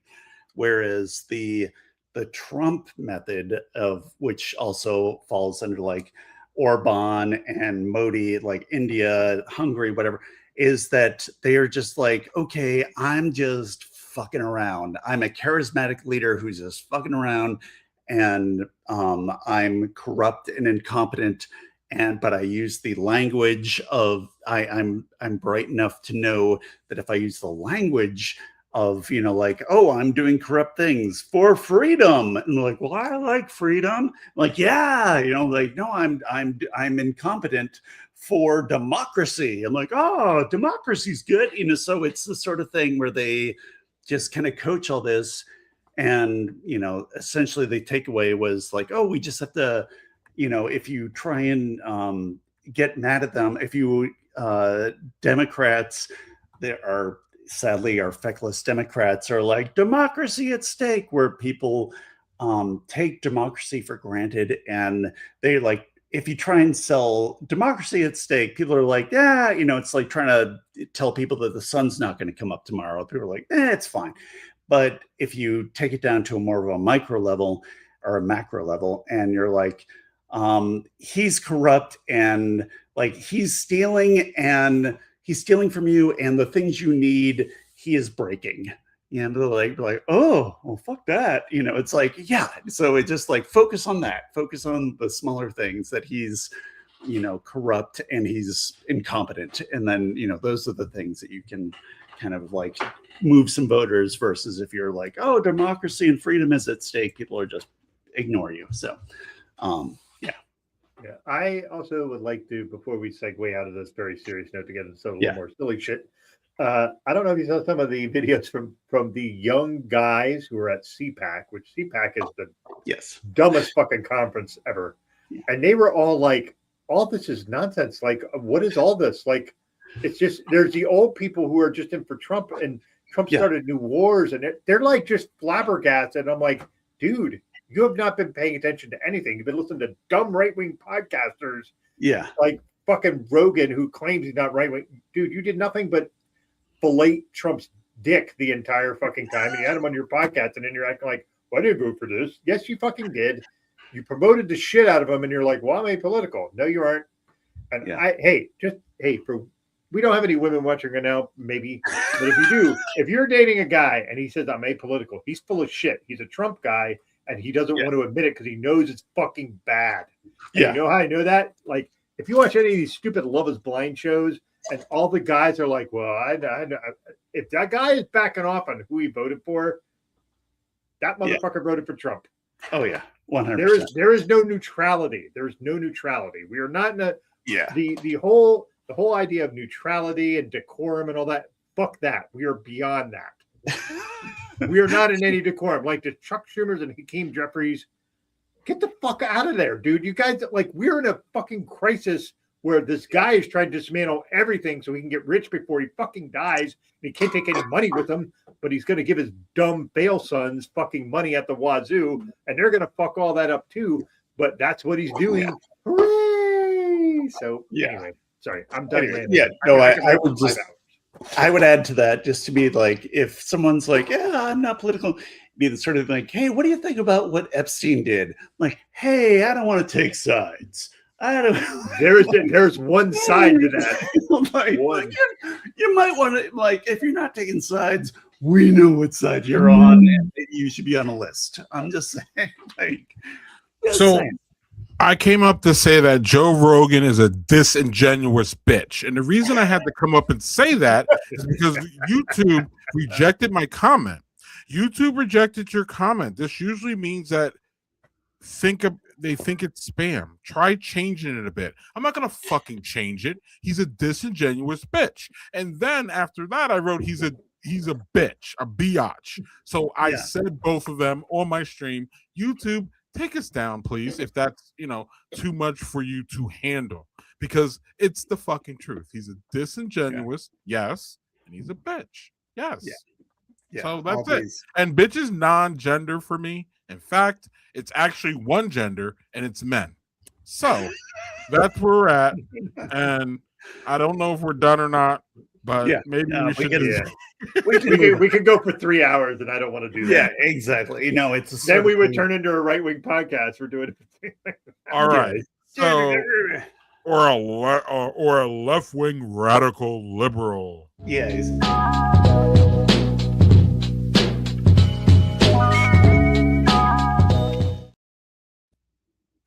All right, so let's get into some silliness. We've been doing logos. We were doing brewery logos, Brian. And I know that since you are a cartoonist and you draw all the time, you should be the perfect person to dissect our logos. So all right, I went and I dug. Well, I don't know if deep is the word for this one, but we'll check. Oh, no. Okay, because Doughboys. Because Dick Boys was already taken, and they had to... Look, the alliteration with the D and B is pretty cool. Dick balls, that's So, what is your take on this one? And Doug, what do we do? 1 to 10? 1 is good, 10 is bad, or no? 1 is bad, 10 is good, right? So, thoughts on this, Mr. Cartoonist? And I would give it a solid 3, just because it's kind of funny that it's there are logos that I see that I'm just offended by because they're ugly. This is like, there's a certain amount of flair to this, but it's obviously just a penis. I don't know. If that's your thing, cool. I don't want to yuck your yum. If you want to be the penis pizza place, bravo. Listen, you got the wrong P word. It's pizza and paninis. Okay, that's what it says. Paninis, yes. Okay. Definitely not. What are you doing with this one? Yeah, when you order your panini, make sure you pronunciate that. Doug, what are you doing with this one? I have a question. What is the question mark jizz that's coming out of the top of That is, yeah. That little question mark kind of is appropriate. Like, what the hell? Like, what is happening? Also, the pizza salad panini is that a croissant between all of them? What the fuck is that? Like, or the shrimp? Yeah, Like, what? I Listen, yeah. I'm avoiding all listen, we can look at it, two balls and a dick, and we get that. But like, what the fuck is the other stuff? Like the little things are like, oh yeah. So Doug, to answer your question, like that top circle there, I think that's what's in between that pizza and salad thing. See that? Mm.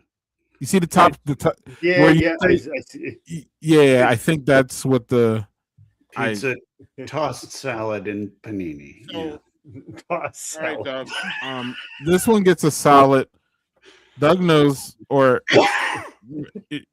everybody who follows me knows I probably am more endearing to this than everybody else, but it's still really bad, Doug. This is a 2. Like, yeah. I'm 2.5 because I give it 2.5 just for the silliness of it.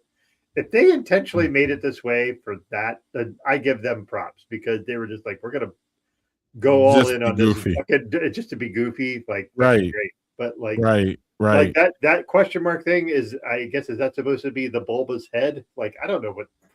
I don't know what's going on. So, all right, we'll move along to another inappropriate one. Great, Brian. Oh, this is here you go. Oh. Oh no! Oh no! Oh no! Actually, my intel tells me that they won an award for this one. They won an award. Was it from Trump?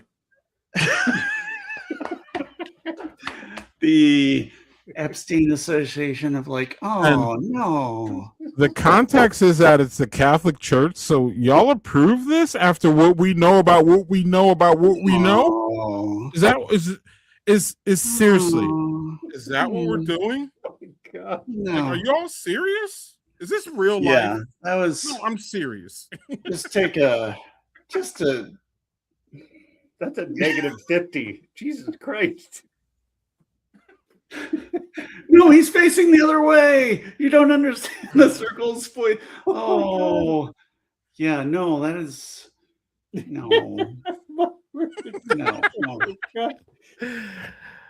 There's tone deaf. That's beyond tone deaf. What's beyond tone deaf?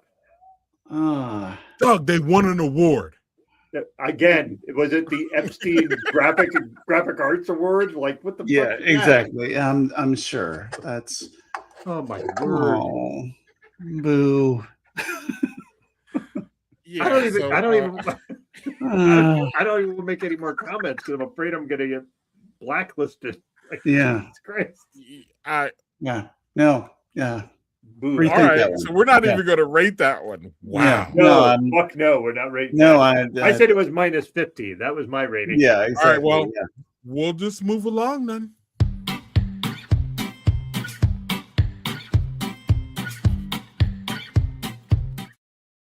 Start with the standard, baby.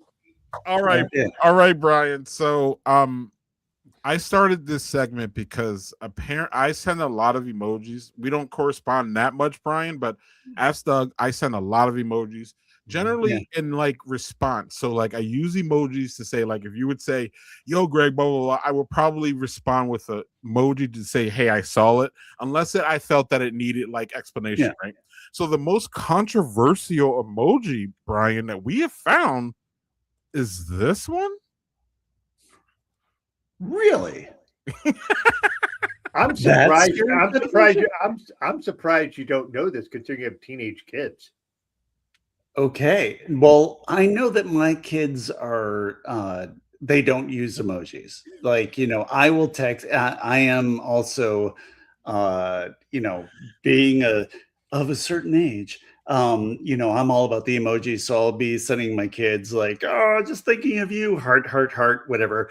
And yeah, my kids don't use punctuation, capitalization, and certainly not emojis. So I don't know, but I didn't know the thumbs up was especially offensive for any particular reason. Greg, can you explain it? Yeah, I will, and then Doug will jump on top, right? So our our co-host Brianna, who is in her 30s, right, Doug? She informed us that not only, and she's not the only one, because there's plenty of evidence out there that Generation Z says that this is passive aggressive. And what is it, Doug? What else did they say about it? Like, it's passive aggressive. They equate it to saying, like, if somebody responds to a text with just the letter K. Like, yeah. Okay. Like, not okay, just K. Right. They don't think it's positive at all. They think that you're just blowing them off and you're not really responding. Brianna went so far to say that certain people might be blocked if you give a thumbs up on certain, which made me just thumbs up everything she said, which is the best thing ever. Oh, you think that you want to? All right, go ahead, block me. Watch okay, this. Rihanna. Umbrella emoji, umbrella emoji, umbrella emoji. So then, Brian, what we found, though, because we've been talking about this emoji for a bunch of months, older folks think it's a thumbs up and it's a positive. Younger folks think that it's passive aggressive, and it's an old folks thing for us to think that that's positive. Yeah, no, it's a sort of thing where. So Victor's right. Yeah, no, for sure. And Victor's not talking. He was talking about the logo, the Catholic logo, but I'm going to apply this for now. Right. Yeah, it's what's funny is I actually had this conversation earlier today where I asked my wife, and I'm like, okay, I know this makes me sound like I'm 1,003 years old, but I'm like, and that maybe this is just I'm 56. So it's the sort of thing like, is this just a thing that every 56-year-old is like, what is happening? Where like my kids will just be like, no cap fam, and I'm just like, I don't know what the fuck is happening. We're like, what do you, like I'll get texts from my son and I'm like, yeah, and I'll be like, just like Googling like, what does blah blah blah mean? Google, trying to like put it into my little decoder ring to see what the fuck is my kid saying to me. And so, and I was asking my wife, I'm like, is this just because I think of back like my parents had to wrap their head around like, so bad means good, and why do you keep saying awesome all the time? But we didn't have like this whole, or maybe I'm wrong. Maybe I don't know. But it just seems like with the internet, it's just kind of like made like all the lingo, the new updated lingo, that like the shit that was like super in like last month is now, oh no one says that anymore. I don't know. So I don't know. Every once in a while I'll say something and my kids will just be in shock and I'm like, what? We're not saying that anymore. Thumbs up, whatever. I'm like, all right. Right. And it's Brian, I'm serious. It's all older people who think it's positive, and it's all younger people that thinks it's bad. And I'm like, well, what about the thumbs down emoji? I can't even really have the conversation anymore because I'm just I don't. My youngest uses specific sticker packs that are hyper emojis. He installed them on my phone and then got upset that I used them. I don't know what to say. That's a very teenager thing. Come on, put this on your phone. Great. Don't ever use it. Yeah.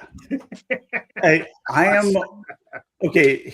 This is funny, where I'm old enough to remember when emojis started being a thing, and I was like, what is with all the little pictures? Can't we just put our thoughts into words? And then people I'm like, no, come on, it's kind of fun. And now I'm like, okay, I'm on board. Emoji, and like, no, don't do that. Don't. I'm like, okay, but I thought we were okay. So once we stop, guaranteed, like, Gen, 0.2, whatever the fuck comes along, it's going to be like, no, why are you using letters? We don't use letters anymore. Just all numbers now. All numbers. Yeah, exactly. Just like 101110. It'll be binary. Like whatever. That would be super funny if it's binary. I actually know a little bit of that, so that's fine. Since I work in IT and I've worked in IT for 25 years, I know a bit of that stuff. I would be lost. But Yeah. So there's really not much more to say about this one, right? Yeah, I didn't know that It- was. Be careful out there in those emoji streets, Okay, Brian. I'm just telling gonna you, be careful. do Be not careful. send thumbs up to the kids anymore. Yeah, Oh, yeah, do that. yeah. Do that intentionally, Brian. Also, do it intentionally. Just also, you're not irritate supposed to. You're not just supposed to send like. So if I say, what did I say to you earlier? I was like, oh my goodness, I forgot it, or didn't remember this whole Hallmark thing, and I think you laughed at that, right? You can't just send a thumbs up. You have to send it with an explanation too, right, Doug? Brianna said that like just a thumbs up without explanation is bad, and she might block you. So I'm just gonna say all of them feel that way. Yeah, I don't know, but so we'll just move along to this one. Which, Doug, do you ever use this one? I've used this a very few handful of times. Okay. To me, it's like I don't even know how to explain. Like, oh my, and I'm sweating because it's a little spicy. Not like spicy, like food spicy. Like that is a spicy comment. Not like it's a spicy meatball. It's a spicy comment. Okay. That's my context. And what do you? It doesn't mean you're hot. Well, like I could like. Hot. I've used it if I am in the sauna and the sun is very, very warm. Which that would be my instinct. Yeah, my wife will be like, "Hey, the sun is 170 Instagram." I'm like, that's too fucking hot. I'm gonna. I want the sun to be like 150. So I would use it then if I'm like I'm dying of heat. But like I also think it's so I have two interpretations of that. Yeah. Brian, if I was use this one, I don't know that if I've ever used that. But if I were, it would be like, oh, I'm stuck in this room and it's really hot. Whatever would be that would be if I were to be like searching through like what is the appropriate whatever. I might be like, oh, there's one I haven't used. Like, yeah. But what does that really mean? What if the wife sends you something hot? I would, maybe like devil emoji. It's always devil emoji. Or y'all too old for that shit? Are y'all too old for that shit? I would say it would be a devil, a heart, or a fire. Eggplant emoji. Eggplant. Yeah, I mean, there's an eggplant emoji. Like whatever. Wow. Yeah, I don't know. Just thumbs up. Do the double thumbs up.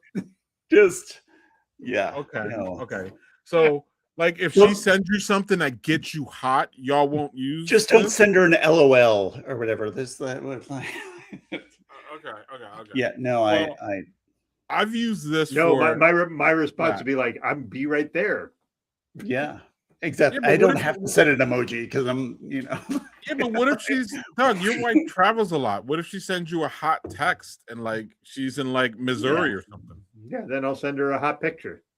Yeah. Okay. Now you got that image in your brain. Y'all sending. I think y'all sending the eggplant is kind of wild. Actually, I could be wrong. Yeah. How is that wild? It's wilder than this. Yeah, it's wilder. It's wilder. Yeah. All right. I mean, it's not that wild, Doug, because it's like y'all married, right? So like, I got it, right? But like, we've been married for a fucking long time, and the idea that we still are hot for each other, that's pretty fucking good. Oh, right. But if you weren't, I think men should tread lightly on the eggplant emoji, just generally. Maybe I'm wrong. I never send the eggplant emoji, even to my wife, just for a record. Well, y'all are the ones who just said the eggplant emoji. One of y'all did, and then the other one I think it's funny. I think that's funny. I think if I said that, my wife would laugh. Yeah. No, I've been known to. I've been known to eggplant. It's not my go-to. I've been known to eggplant. Yeah, I don't know. I'm not that old, okay? Like occasionally there's an eggplant, not like when I was younger, but I'm just saying.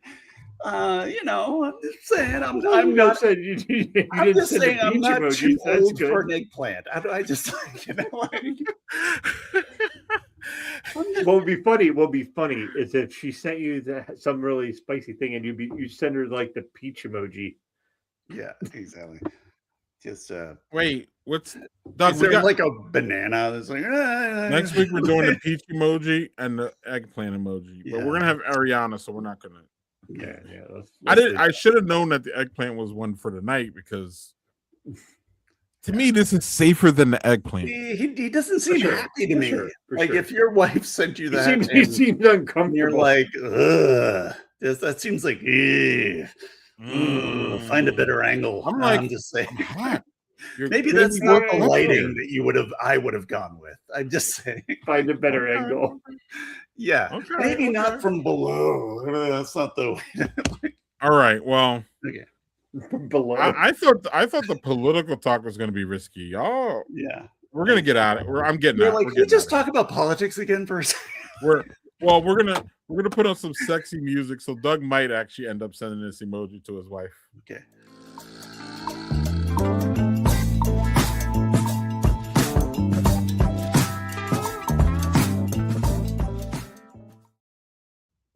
Right. I got a tip that Brian wanted to talk about this, but not spoiler.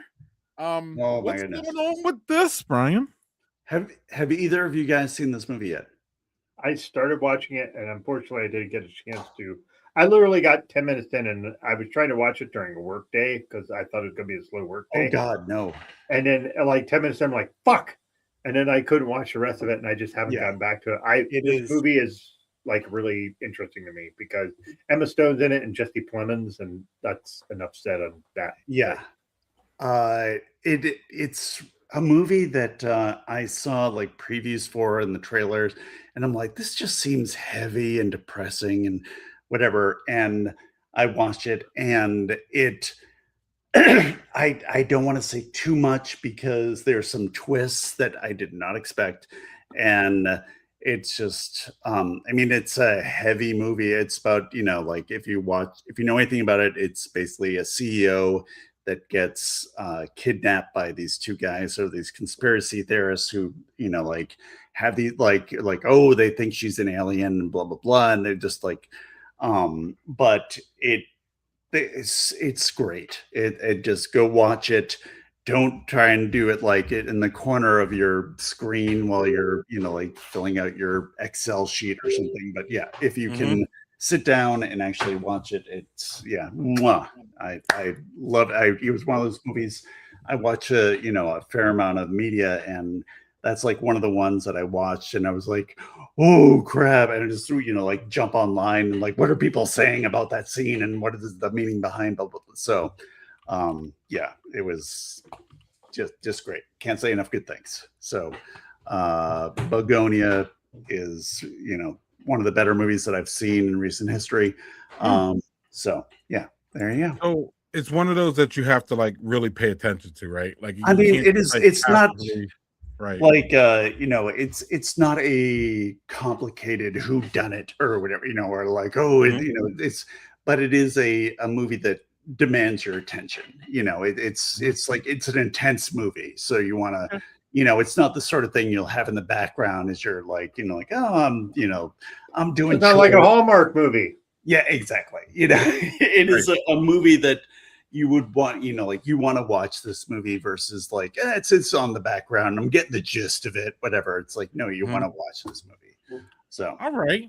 Well, one that is, I think, a little bit less intense, but I think you got to pay a little bit of attention to this one, right, Doug? For sure. So what's funny is, so I talked about this when I watched it, and I'm glad you got to watch it finally.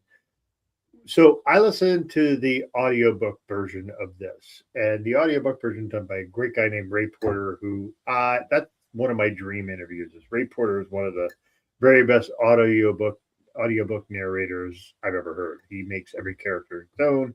But they basically took all the very hard sci-fi and condensed it into something much more digestible. And Gosling's fucking excellent in it. And it's Gosling. It's a movie with Gosling and a fucking alien. And that is fucking 75 to 80% of the movie. And it's just great. Gosling is awesome in it. My wife, who is not attracted to Ryan Gosling in any way, said this is the hottest Ryan Gosling has ever been. So it's just, I don't know. Like it's he's wearing like these sweaters and he looks very homey.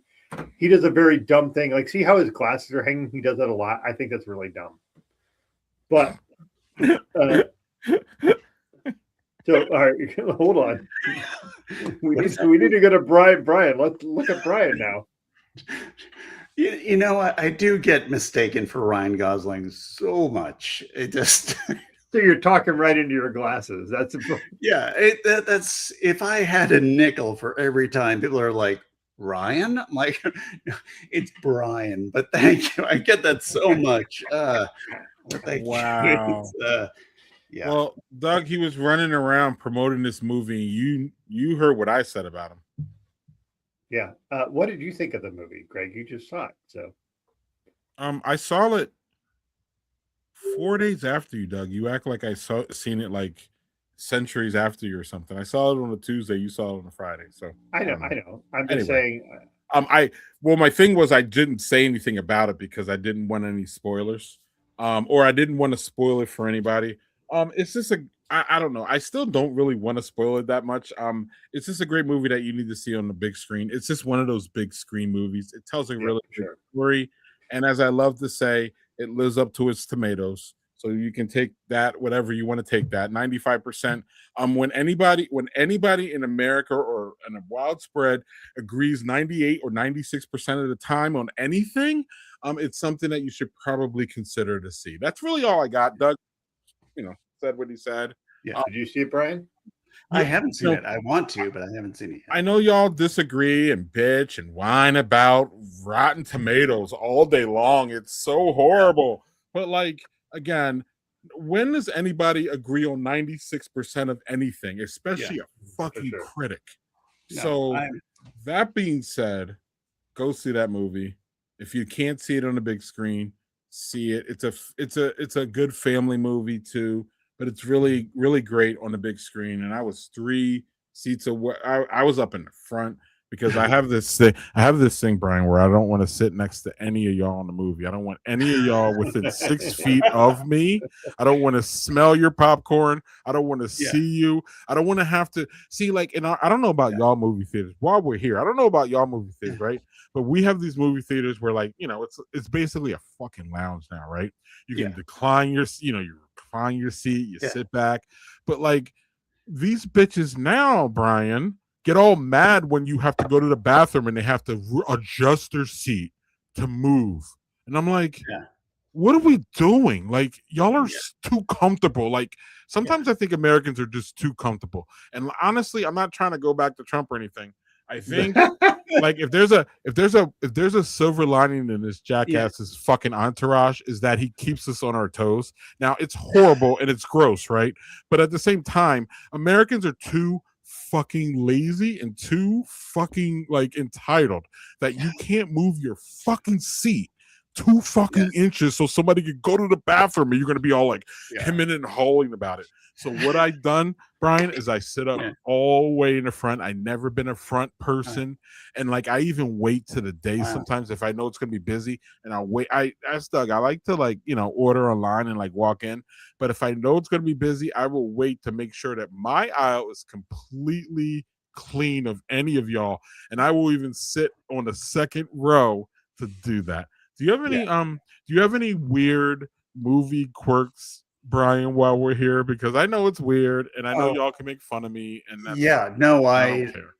I have a lot of like the thing that I was gonna say is I don't mind getting up, whatever, that's fine. I just don't want the guy in front of me to be looking on his phone and just have that like as I'm trying to see, like I'm like, what the like I'm trying to see what the fuck on your fucking phone. Like I don't want that in the row in front of me. I don't want to be like, I'm like, oh my god, this is what like I don't want that. That is, I don't want the guy in front of me looking at his phone. I saw it after I remember we went to see, it'd been, I'm trying to think, I think it was like after COVID, when it was, things were settling down, you can kind of go back to the theater again. We went to see a Quiet Place 2, and where I was like, oh, I really like the Quiet Place one, so I'm like, oh, we're gonna see Quiet Place 2, and we went, and it was not a quiet place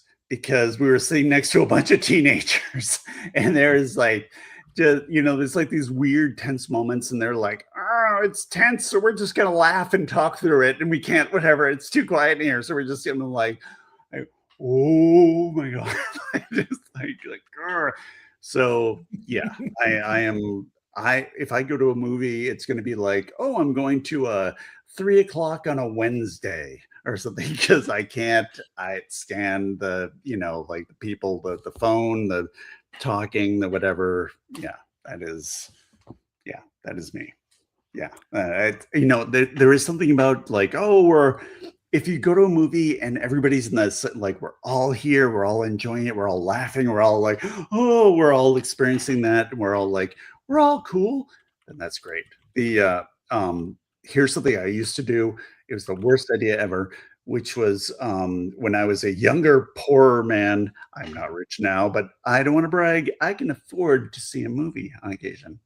Yeah, that's how I roll. But when I couldn't, and there was like the free newspaper, and they'd be like, oh, we're trying to promote this movie, so you can go to this movie for free, whatever. So like, come first, and if you go to those a showing where you don't have to pay, it just brings people in who don't want to see the movie. They just don't want to be outside, and they're just like, we're just going to hang out indoors and talk, and we don't know how movies work, and we're just going to be like, blah, blah.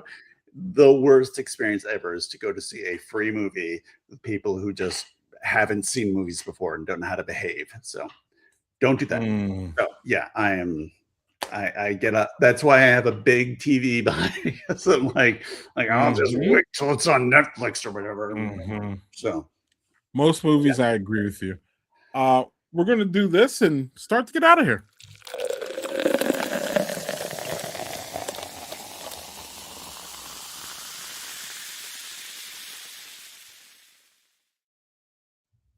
Brian, what did you have to drink this evening? I had a wild turkey, which was delightful, and I had it in this very pretentious little tulip glass It's a sexy glass. Where I stuffed my nose in it and pretended like I was picking up on notes or whatever. And then I had a wild sour blueberry caramel, and weirdly enough, I had it sitting out for a little bit. And I think that it got better. And this sounds pretentious, but it's like previously I'd had it when it like straight out of the fridge, but I'm like just having it a little warmer. I don't know. Or maybe it's just, I don't know, it's warmed up with one of these or something, but I don't know. I enjoyed it more than the previous ones. I don't know. It was a delight. So from Distill Brewery, wild sour, blueberry caramel. If you're somebody who if you want to hurt your tongue and drink an IPA, good on you. But if you enjoy flavor or something, then maybe try a wild sour blueberry caramel. There you go. So apparently I hurt my tongue today, Doug, because I had before we started, I had during our pregame, I had a session IPA and I had a hazy IPA. And then I followed that up with a cold IPA. I really hit Brian hard today. Yeah. And then I had an oatmeal stout with my name on it. It was amazing. Yeah. All of them were really, really good for the most part. And I can't complain. Doug, you had 3 and we didn't hear about your third one. All right. So honestly, I'm going to say from my perspective, this is the worst one just because it was super hoppy. It was a Daredevil American IPA. It was just too hoppy for me. Cool can, I think it's really rad that they did that. The second thing, this is the thing that I thought was the 11th hour. It's a dry hop pilsner. This was delicious. I still have a little bit more. This I got from Daniel Fisher, so thank you for that. But the best fucking thing I had was this weird 6.5% Scotch ale that was aged in Lafroy barrels. How the fuck that was the only 6.5% is just super beyond me. This was delicious. This was the best thing I had all night. So, cheers. So, taking us out here, Brian, please tell us where we can find you and your latest work. And you can find me on tinyview.com. Also, I've got a couple of books out now, Dante Inferno. If you've got kids between like say 8 and 12. I've got 2 books. This one comes out officially in later this May, but you can preview it or pre-order it wherever fine books are sold. This one is out currently, and there's a third book, and hopefully things are looking good. There'll be more books after that. Fingers crossed. So yeah, but otherwise, tinyview.com is where you can find all my stuff, or just follow me on the Fowl Language socials all over the place, and that'll lead you to where you need to be. So there you go. Thank you, Brian, and we'll talk to you here soon, right after this. Thank you, Brian, for coming on. Cheers. Thank you for having me. Yay. Yay. Oh. And then, I come gotta back hit here.